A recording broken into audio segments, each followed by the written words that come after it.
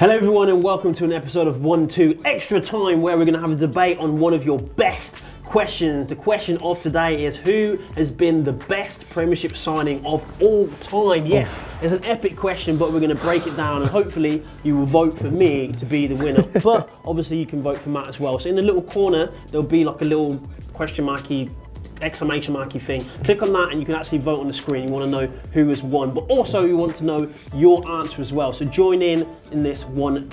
So we're going to begin with Mr. Foley. I mean, the broad question is an understatement. I think for me, there's certain criteria. It's not necessarily finding the most expensive player, and it's not just, you know, the obvious one. If someone wants to sign the best player in the league now, a la Sanchez, it's not very obvious. So it's got to be someone slightly unknown at the time, from an unknown team at a low price, who's gone on to change sort of the landscape of their team, and it has to be Peter Schmeichel. Signed from Brøndby in Denmark, a lesser known team, a lesser known footballing country, apart from the Laudrup brothers, and it was before they went on to win the Euros in 92 even. 8 years at United, 15 club trophies, over 300 appearances.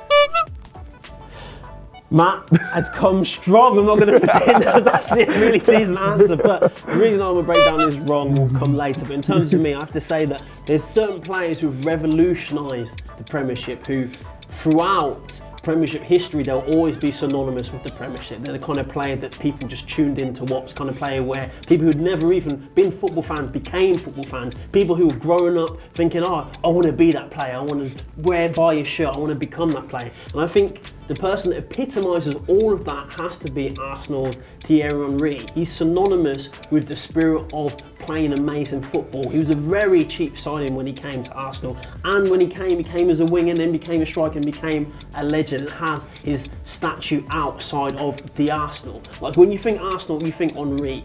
When you think the number 14, you think Henry. When you think the Premiership, you think Henry. I have to agree with him as well. I mean, this isn't much of a debate, we agree. However, this is my only thing. I think was he already part of the 98 World Cup winning squad? No, he was for France, but he was still on the radar at Monaco, and then was at Juventus, and then you signed him. When Henry came to Arsenal, he was not great. No one knew Thierry Henry. Yeah, Don't start the however, BS, he was Matt. still Don't start at the a big BS. club. He still signed him from Juventus. Wenger still had him on his radar. We're talking Schmeichel, and again, this is a goalkeeper.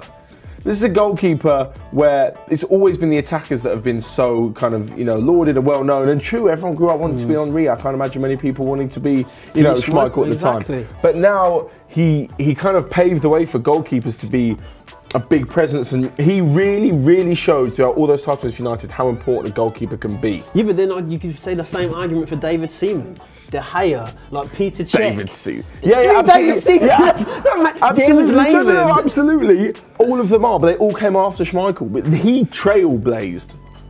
He did trailblaze for goalkeepers, for his own son as well. By your own reckoning, how many kids are going into class today thinking, man, I want to be Peter Schmeichel? Peter Schmeichel did a job for Man United, and he's probably one of the best goalkeepers ever to grace the Premiership. But Thierry Henry, regardless of who you support, became a universal figure for the greatness of the beautiful game. And again, it's quite difficult because I can't necessarily argue against that. So you admit defeat? No, I can't do that. I can't in good conscience admit defeat, because I think there's been great other players. You know, Henry. Who's greater than Thierry Henry? Alan Shearer. Greatest Premier League goal scorer of all time. Yeah, but how many Premier League titles did he win? Great. Ruud van Nistelrooy left. So did Henry. Yeah, for Barcelona. Yeah, but only spent a good portion of his career at Arsenal. I just think it's yeah, that's true. Where is his statue? Ole Gunnar Solskjaer. Great goal scorer. Ole Gunnar Solskjaer. This is the sum total of Matt's from nowhere. Debate. Signed from nowhere. I just think on the level when you of pluck Henry. someone, and to be fair, Wenger even did it when he plucked like Kolo Touré out of nowhere.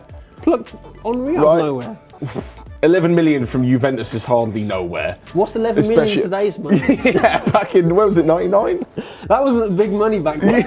11 million was big money back then. I'm not disagreeing with what he did. I just think no one who saw Henry back then thought Henry would become the player he is today. No, absolutely. But I think in terms of signing from, you know, to put confidence in it, you're putting confidence in a world-class international player who was a world-class at the time, but who definitely had the potential to spare that kind of money. to go to Brøndby in Denmark, who most people wouldn't even know where it is, and to go and put your balls into signing such a. If Henry played bad, right, you swap him out. You've got a few other strikers. You've got Bergkamp. I think Ian Wright was just coming to the end at the time. Maybe he'd just left. To put in your goalkeeper, it's such a difficult position to play, to buy for, everything like that, and to be consistent, come in and be like 8 years, all those titles. Yeah, but then it's built on him. Your goalkeeper is defended by your defender. So as long as your defence is strong, then your goalkeeper is always going to put on a big performance. I always say the goalkeepers for the top 4 are judged on big saves in big games. Whereas you could be a goalkeeper who's in a relegation battle, be making save after save after save every single game, but because your team's rubbish, no one gives you the plaudits. Now, Schmeichel's still Schmeichel, but at the same point, Schmeichel didn't win them those titles. In a couple big games, he made big saves, whereas Henry would drag Arsenal to titles. He dragged us to the Champions League final. He didn't really turn up in the final. But either way, he dragged us there. Whereas I'm not going to say that Schmeichel dragged Man U anywhere. Well, I think he definitely contributed. Yeah, but he wouldn't have the opportunity to drag. He's not going to charge out. I mean, he scored 11 goals in his career. 11, including one for Denmark, so that's pretty good. But I mean, but at the same point, in terms of different positions, if you're building the side, right now, and you have to sign Henry or Schmeichel, who are you choosing? Don't bullshit yourself. You're choosing Henry. Come on, let's keep it 100 and real. I don't the know. length of pause there was like when I was just thinking, you build from the back. Oh, who's Mary? And you're like. That pause. She know about Mary. Who Mary was. And now you're wondering if you need to get stabbed in your sleep. That's what you're wondering. So that is it. Who do you think won the debate? I'm going to say that pause by itself surely means I won, but make sure you comment in the comment section.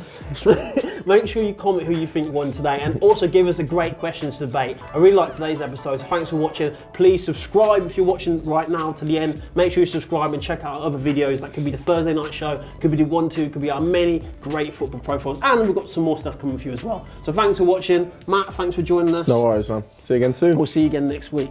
Peace.